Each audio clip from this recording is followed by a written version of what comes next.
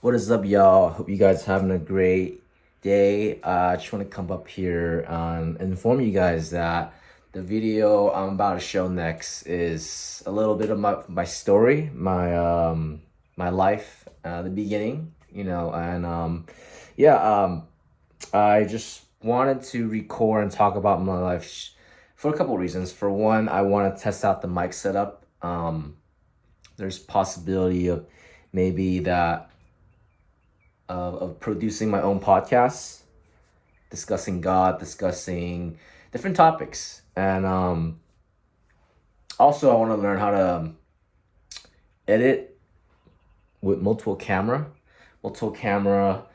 into one footage. So yeah, this is gonna be a test run, and I'm gonna get real deep, vulnerable in this. I'm gonna say this episode of whatever this is. Um, I'm not too sure if it's gonna be official, but I have a thing when I was working at the gym today. The title came up to my mind was it's either gonna be called "Pick Up the Call" or "Answer the Phone" or "Answer Your Call, Pick Up the Call." Anyways, I hope you guys enjoy. And yeah, if you feel like some of the things I've gone through is relatable, feel free to post a comment. I read all the comments. Well, I'm not big, and when people show me engagement, I love it. Anyways, yeah, enjoy. Hello, hello. What's going on, everybody? It's been a while. Yeah, guys, it's been a while since think I made one of these videos where I am doing one takes, recording. Um, I'm sure if you've seen this video since the beginning, I usually do these type of videos in my car. My safe heaven, my comfort place. But this video is a little different, right? Because obviously I'm holding a mic, and yeah, I also wanted to, um, also want to test out the setup and see how the sound quality sounds for you listeners out there.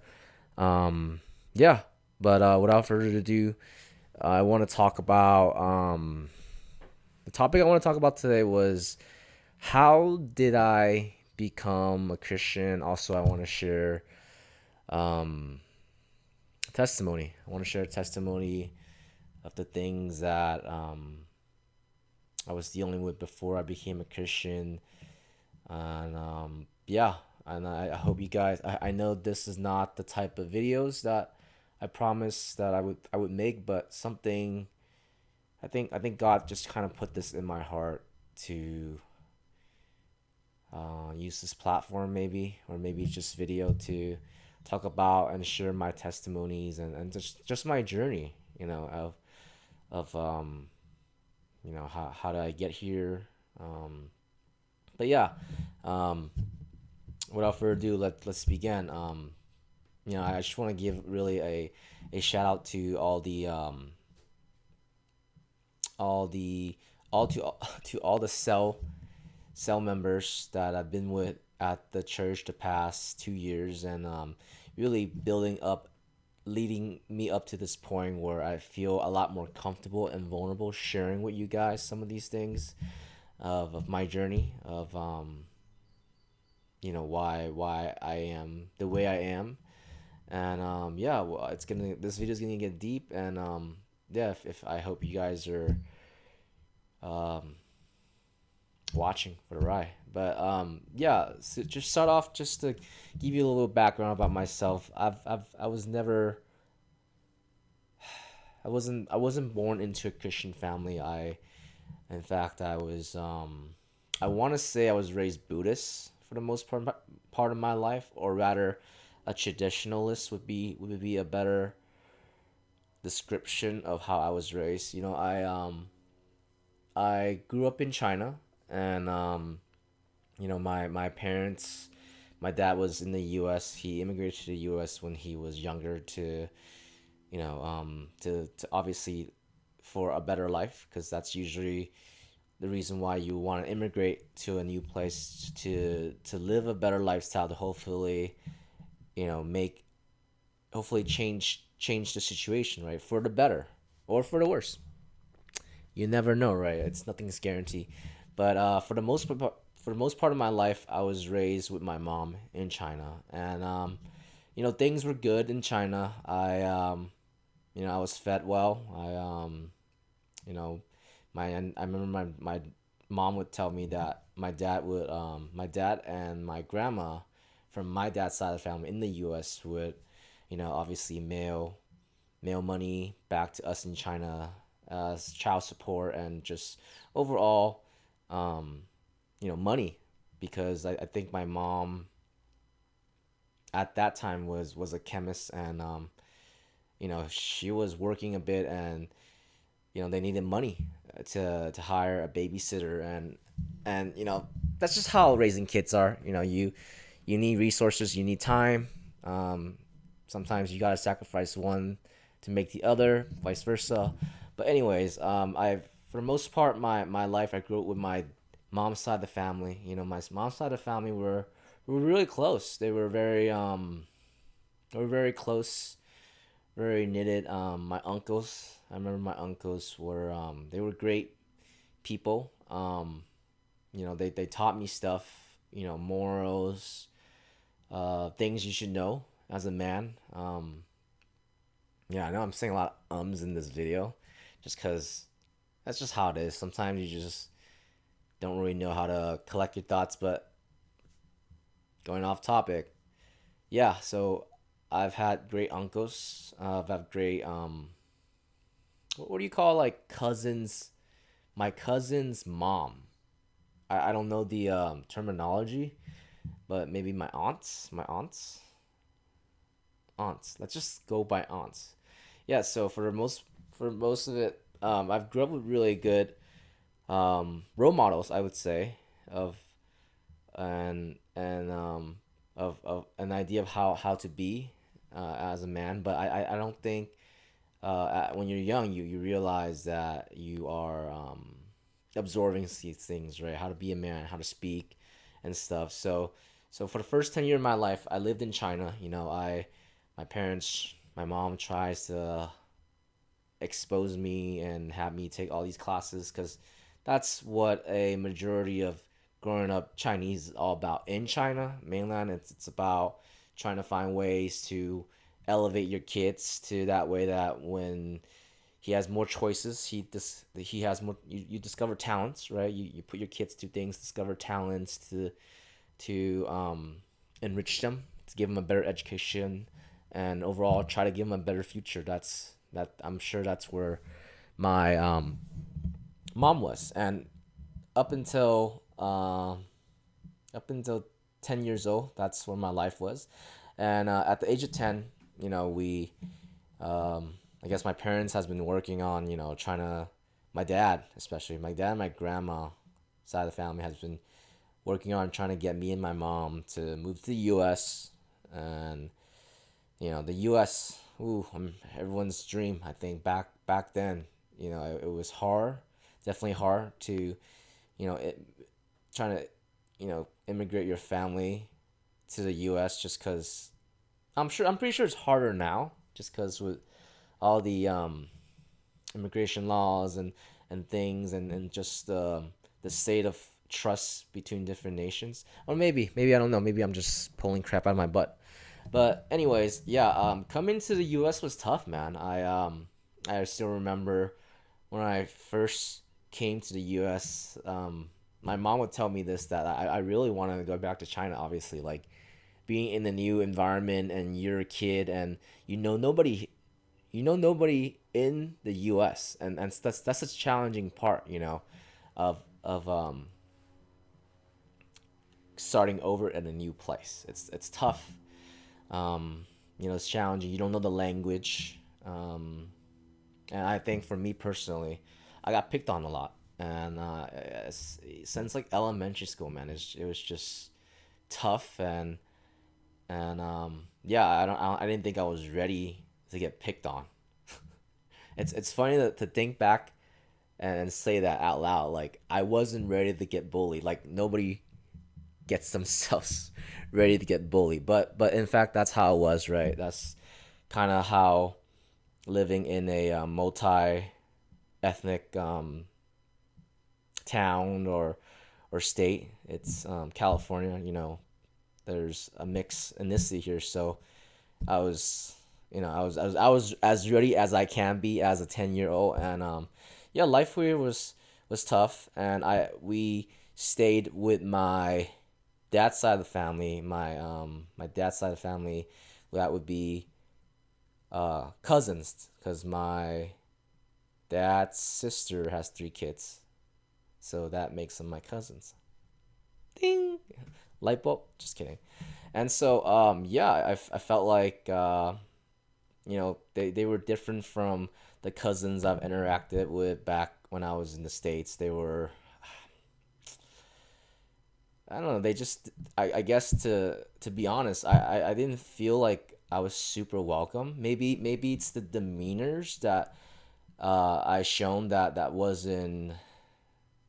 um that wasn't like accustomed to the way that people grew up in the US, but I just felt like it was really cold, and I still remember just kind of being a kid and really wanting my cousins to like me, because um for the most part of my, like I said, my life before 10, it was me and my cousins, and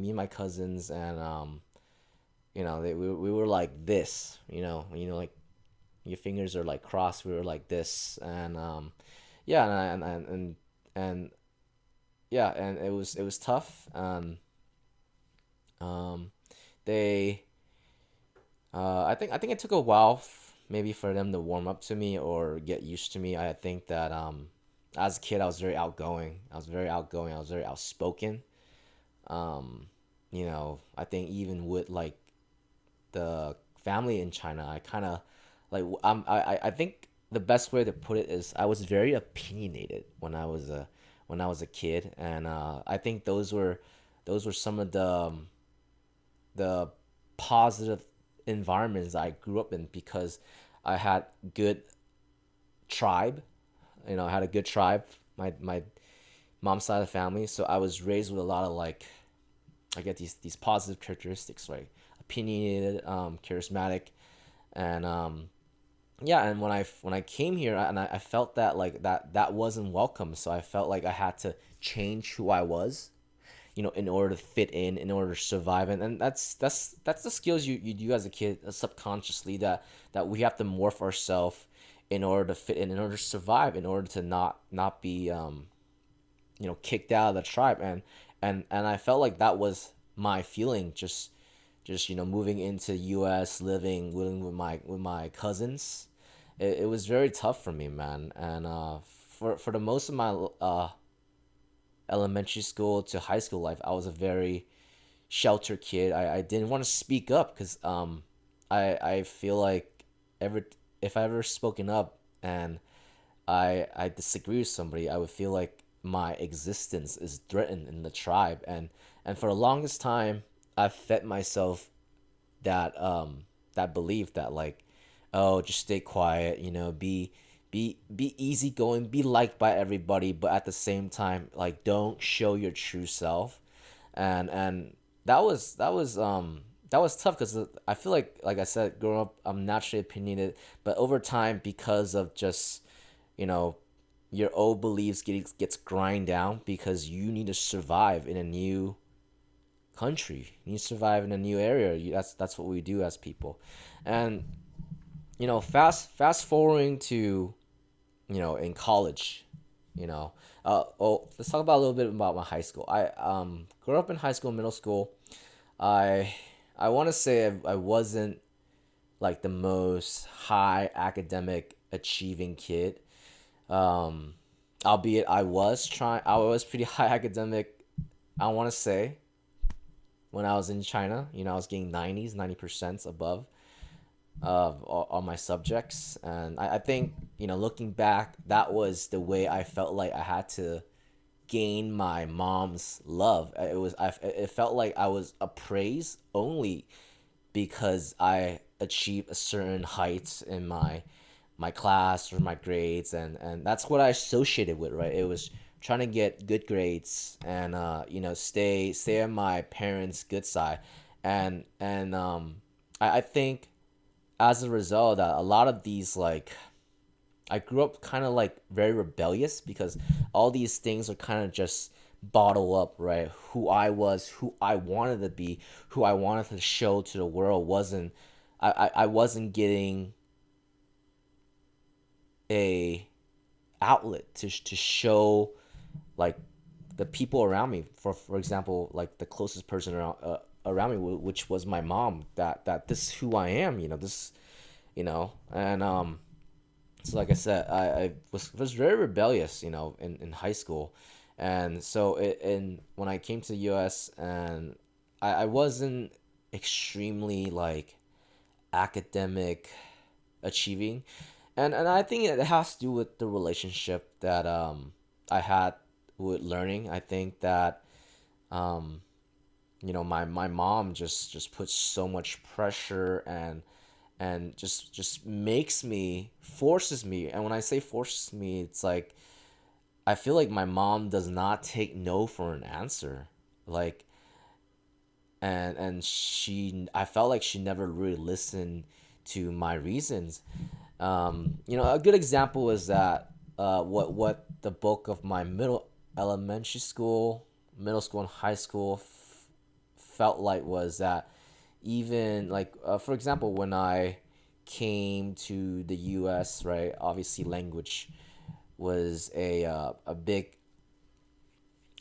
thing I had to overcome. My parents would buy me these work packets, these Chinese these language work packets, and I would have to do them like on the weekends to to earn my privilege to play my Game Boy Advance SP. If you guys know what that is, you're an OG.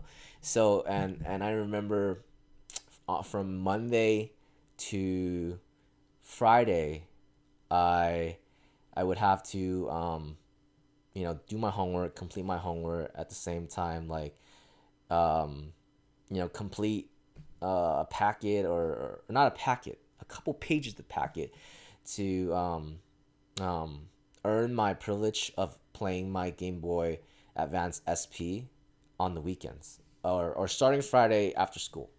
And they probably don't know this until they watch this video, but like I was raised very to be a very sneaky kid, and I think that that's where my street smart comes from, right? It's being able to adapt, and the truth is that I've always been able to kind of figure out where they hit the Game Boy Advance SP, and so I would just kind of like, obviously they're not home all the time, so they're not gonna supervise me. So of course, as a curious kid that wants to play their game, I would get my stuff done, maybe like finesse the work packet and just tell them I'm done and just um learn what time they come back from work, or just be in tune with like the cars that's parking in front of my house, and I would obviously look over the blinds while I'm playing my Game Boy Advance SP when I'm not supposed to, like on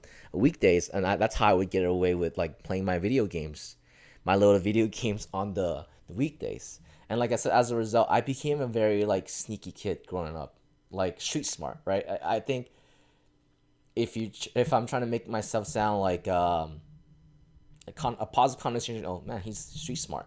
But I think I was just raised very sneaky, just because I wanted to do things that I wanted to do, man. And sometimes like we test the boundary. Kids test the boundary. Maybe like my parents will never catch on, and that's kind of what happened. They never caught on that I would play the Game Boy Advance on the weekdays. But anyways, so in high school, I joined the tennis team. Before I was a tennis kid, I was actually a computer lab kid, then a Yu-Gi-Oh kid, then I became a tennis kid. So yeah, obviously, when you're a kid, you just want to play video games. And I remember uh, in middle school, right, I would hang out at the computer lab. That's where all like the geeky nerdy people would hang out. And at my high school, it was a junior and senior high, so it was like you would see 7 to 12th graders in school. And it was, I don't really have an opinion about it, just because I don't know what it would feel like to go to a school that was like only like middle schools or only high school. So I think it was cool to be able to look forward to who I was becoming. You know, when you hang out with older kids, or you see older kids, you see, is that like, is that who I'm gonna become or look like, or be part of. And so you know as a nerdy freshman, I was just very shy, very shy. In fact, the shyness, like I said, it goes all the way to like my late college years, right? And so um, at this time, I am still, not a Christian. I very much am just kind of, atheist, doing my own thing. My parents weren't really, they didn't have time to care about like, what's going on at school, how I was dealing with things. I was just kind of, I had to parent myself, man. I had to parent myself growing up, and that's how it is. And hold on, I got you. And so moving forward into my late middle school to the beginning of high school transition, I became more, I played a lot of Yu-Gi-Oh, because that was my thing. And I had a group of friends, but I feel like I was still somewhat picked on. And I think that pattern kind of um, was the big majority characteristics of how I was raised, was just getting picked on, even in like other friend groups, and I didn't know how to stand up for myself. And I think that the years of kind of hanging out, and the way I grew up when I came to the U.S. really stunned me, um, really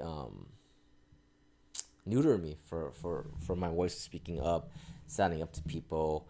And even when I feel like I stood up for myself, I felt like nobody gives a shit about what my opinion was. And I think even my parents, I feel like they were too busy with working to give a shit about like my life in at school. And you know how generally, your your parents would ask you, oh, what happened at school.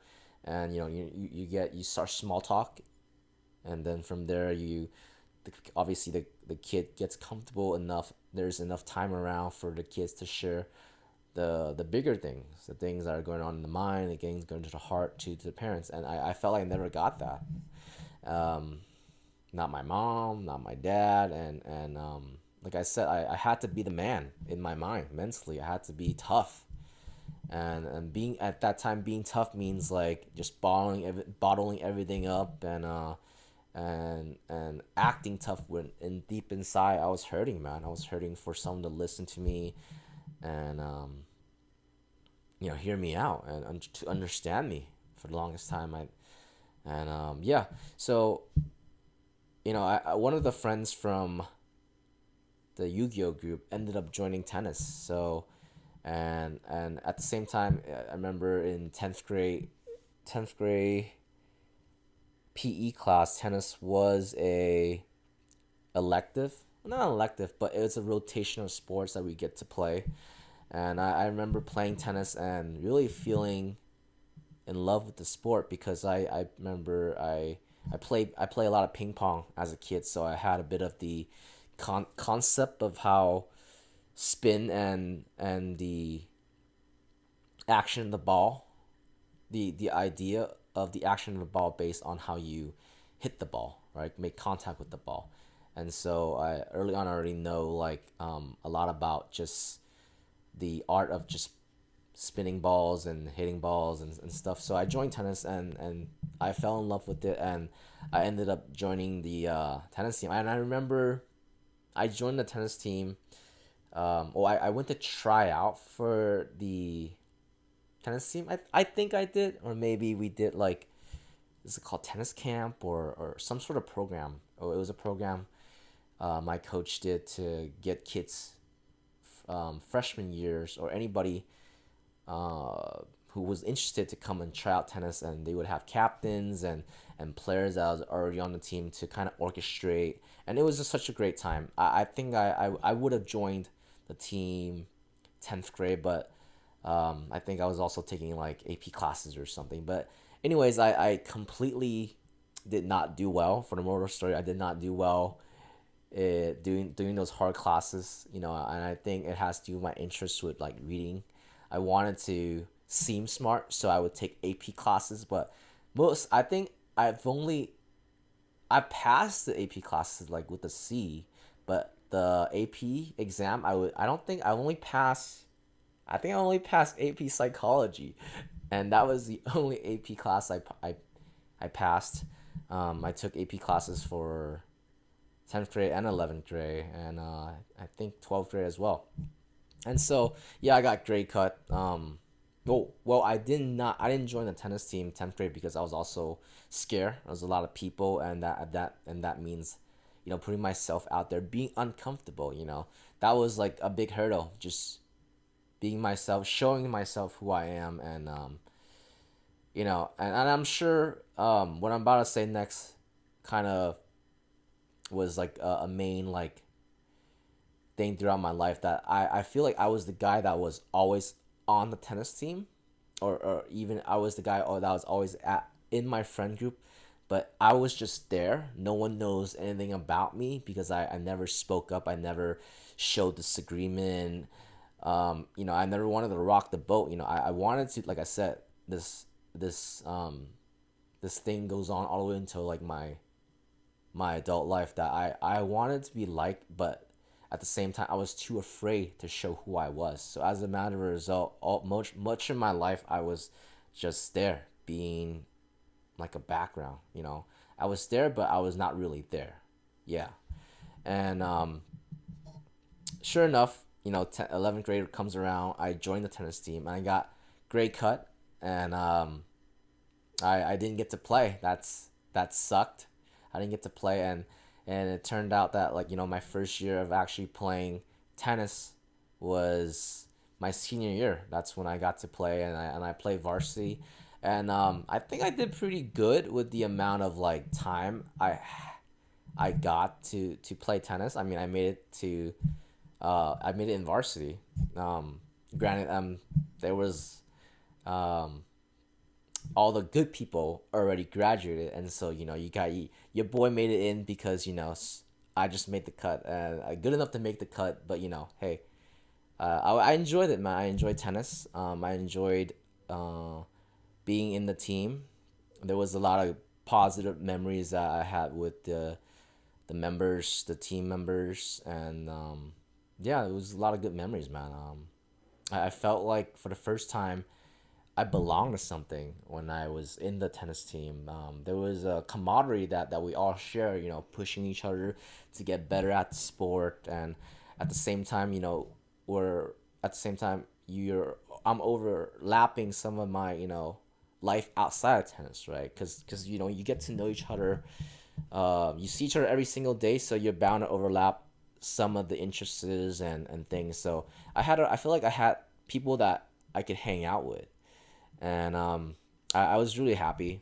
I was really happy, kind of thinking about some of those positive memories, and but at the same time, you know, all good things comes to an end. And fast forward, I graduate high school, and I'm moving on into the next chapter in my life, which was college. And college was great, man. I think college was I took it as a way to reinvent myself and to change the way I look. I think I was pretty insecure with the way I look because, um, man, my parents, my would tell me, "Oh, you gotta lose weight. You're fat," and like that's by like Asian standards that I was fat, but I guess by the people in the U.S. I was considered skinny. But you know, I personally thought I was chubby, and I felt like I needed to make the changes to myself. So I went the extreme, man. I did. Have you guys ever heard Insanity? It's one of those older programs with this guy named Sean T. He runs these like I think it was like 7 days a week. I don't remember. It was 6 days TV programs, and you know, being the internet kid I am, I illegally downloaded it, of course, and I would obviously I did them and I took them very seriously, and I remember just getting into trying to lose weight and looking up the internet, and I think back then fitness wasn't as big as now. I think most people like me, they did programs, they look for forums, and that's where the discussions would happen. Not like nowadays, you have like Discord, you have like apps, you have YouTubers to follow. For me, yeah, that was the route I went. I did Insanity. I killed it. I mean, when I first did it, I freaking threw up, guys. It was that hard. And if you somehow are doing Insanity in 2025 and you've never done it before, I suggest doing it on an empty stomach. Maybe the first 3 days. And I think after the first 3 days, for me personally, I got a hang of what to expect out of this program. Because the first 3 days, you get to really taste what the program felt like. The first 2 days were probably the hardest, so that I think that sets up expectation of the person's mind, what they're going into and what they have to, you know, obviously sacrifice. And yeah, so sure enough, I became a pretty boy. I'm gonna drop my mic, and I'm gonna quotation air quote the pretty boy going into college. You know, I got my ears pierced. Man, I thought I was I felt confident on the surface. You know, that's called I felt like I had outer confidence because the work that I put in on my body and the transformation. But at the same time, my inner confidence, who I was, that kid that's yearning to speak up, that stand up for himself, still wasn't there. And so, you know, college was actually when I learned how to date. I remember in college I learned there was a group of people on the internet back in the days. They call simple pickup, and I remember me and a friend would like just watch their videos and just feel confident, and they were like the only YouTubers on the internet doing videos on how to co-approach girls, how to talk to women. And so and they've shown result, and it makes me realize that, oh, I like we can do this. We can definitely like meet girls and talk to them and get a number. And sure enough, you know, there was also like apps like Tinder or Hot or Not. And I don't think Hot or Not exists anymore, but like Tinder was the thing. And so with the combination of like, you know, me, you know, being stupid, co-approaching very nervously, but after the first couple time you realize, oh, like it's not that bad getting rejected, or it's not that bad to be in like awkward conversations. And I slowly getting confidence, and eventually I've had my first girlfriend that I met on Tinder, and that I can say that I fell in love. I'm not sure how she felt. I want to say she did, but hey, I can only speak for myself. I fell in love with her, and I lost my virginity. Yay, yay. I don't know. Nowadays I see people really drag about like wanting to lose their virginity because they want to feel like they fit in, and I felt like when I lost my virginity, I was like, oh, that was it, like that was the big deal. Yeah, I guess I didn't get the hype with losing my virginity, but hey, I'm glad I lost it to somebody I loved, I liked, and yeah, yeah, that was cool. But that relationship didn't last long. Particularly, it had to probably do with me being the way I am, and the fact that she was, you know, moving to, think it was like San Diego or somewhere, but she was transferring out of Cal to LA, and yeah, and that relationship short lived, but I felt confident. I was like, okay, so I can do this. So from that on, I would obviously get back on the app. It wasn't like a rebound thing. It just felt like um, I just wanted to go meet people, meet girls in college, and I had less responsibility, and so I did that. I met a lot of people. There were people that I fell in love with and had a relationship with, and there were people that I just didn't click, and that's natural. And I was starting to have this idea of just we don't have to mash. We could just be buddies, or if it doesn't click, then we'll never see each other again. It's not a big deal. Um, Fast forwarding to after I graduated with a degree in psychology. I was initially an engineering kid, but I switched over because I could not hang with the physics, man. The physics ate me up. I even like I even have friends helping me. I just feel like I just don't get it. I don't get physics. I had no interest in physics, and you know I felt like for the first time in my life when I made a decision for myself in terms of directing where my life wanted to go was when I decided to switch major on my own. Because the only reason why I went into engineering is because my mom said that was a good career path, that I should become an engineer, and that they would make good money. That's a big pattern of like my life. It's just my mom complaining about the scarcity or the fear of me not being able to make a living, and using that fear to tell me to commit to a path that she thinks is good for me. It's always been a thing of what she thinks is good for me, not what I think, or rather asking me what I think I want to do, or any of the interests. It's always about her interest over my life, and never asking things about me. And yeah, and I feel like I've exhausted my time in engineering, because I think I took the physics class. I failed twice, and I couldn't pass it for the love of God. And I just decided to screw it, man. I'm gonna get into psychology. And back then, psychology was a very impacted field.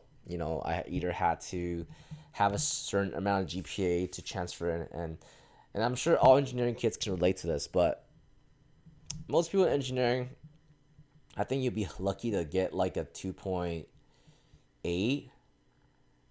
2.8. I know some people that just graduated with the bare minimum because of how hard the classes were, and all the classes were curved. So I did not have the GPA enough to transfer to becoming a psychology major, but I did my way slowly, and you know I started with just minoring in psychology, taking classes that would still contribute to a psychology course at the same time. I was slowly shifting my GPA, because psychology classes were definitely a lot easier compared to the engineering classes. And so when I built enough, I finally made the switch to go into psychology, and it was a great feel, man. I think that looking back in hindsight, talking about it, that I think I made the right choice, because I feel like there were things that I've always questioned myself about, like patterns in my life, the way I was living, the way I think, the way I behave was kind of slowly unfolding the why, the onions of why, as the way I am, the way I am, the unfolding, figuring out the why the way I am, the figuring out why I am the way I am. Oh my goodness, English is hard, guys. And so it felt like a self therapy, taking psychology courses, and I graduated with a psych degree, and it was great, man. I really enjoy the people I was in the major with. Most of them were women, and I think that's really the place where I practiced talking to girls.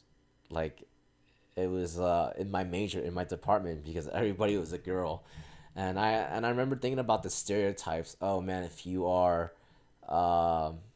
a guy in the psych major, you are considered like washed. Like you would get in bed with everybody. I think that's what washed means. Maybe not. I don't know. I don't remember the word, but it was like I'm sure it was like the opposite of being a girl in the engineering department because everybody in the engineering department was a guy. Yeah. And okay. So yeah, I graduated with it and coming out of college I was in a relationship with a girl that I met on a dating app and you know, we lasted about a year and a half until we broke up and we broke up because I caught her cheating and I think when that really happened, I was distraught. I was very distraught at um who what happened. I wasn't ready for that. That I thought that I felt like I created a space where we could have hard conversations, to let maybe one of us know that if we're losing feelings, we would just, be okay breaking up and move on from each other. But I guess it didn't turn out that way. She was cheating behind my back, and I took it bad, guys. I took it bad. Um, I think it took a while, guys, for me to recover, and that breakup led to so many dark and wrong paths in my life. And I want to say me being cheated was the ultimate self improvement journey in my life and also the catalyst of how as to where this story of my life is going of me being saved by Jesus Christ and me ultimately becoming a Christian. Yeah, after I got cheated, I kind of went into the dark side of the interweb. I started, hearing, looking up and just absorbing red pill content. And for those who have never heard red pill content, it's some dark stuff on the internet. I think the red pills internet space it's just a bunch of hurt men coming together to talk about their negative experience with women and ultimately changing their ultimately because of their negative experience with from the past relationship ultimately changing and shaping their attitude, their perception towards women in a very, very negative way. And I feel like I became that. I became very distrustful of women. Um, and the more I felt distrustful of women, the more my walls would put up, and I would not be able to be vulnerable with the people that I would go on dates with. I just felt like maybe I think the shorter way to put it is I was still very hurt. I was still very hurt from the past relationship, right?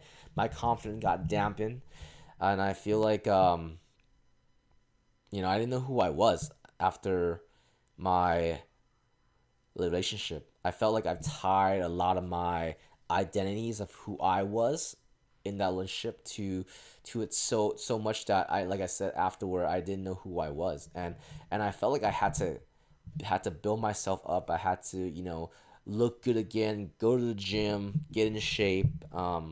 Usually that's what most people do after a breakup. That's the general stereotype on the internet. The last couple of years, like you want to get fit, go through a breakup, and as exaggerated as that sounds on the internet, it's pretty true to an extent.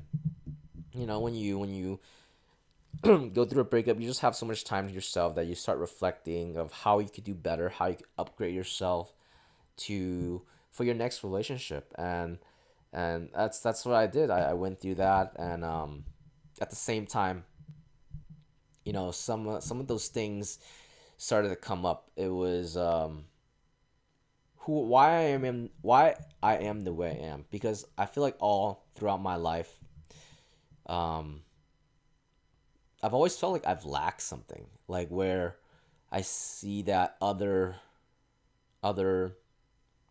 people my age that I grew up with, they've always seemed like a man, where obviously I look like a man, but deep down inside me, I still felt like a kid, like a scared little kid that I am.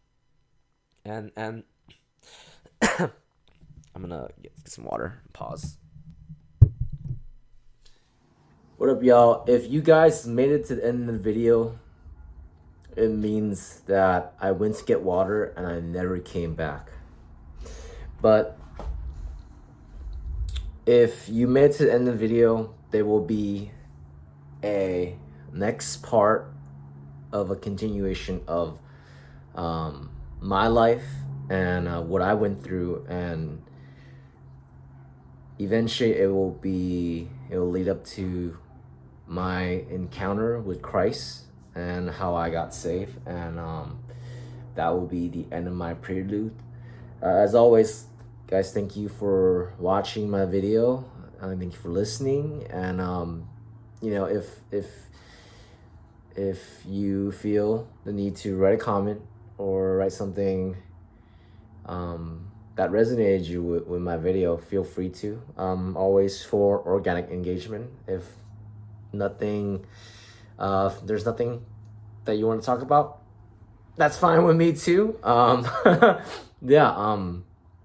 Again, I'm kind of just experimenting and seeing what I want to do with my channel, and yeah, I hope you guys stick around.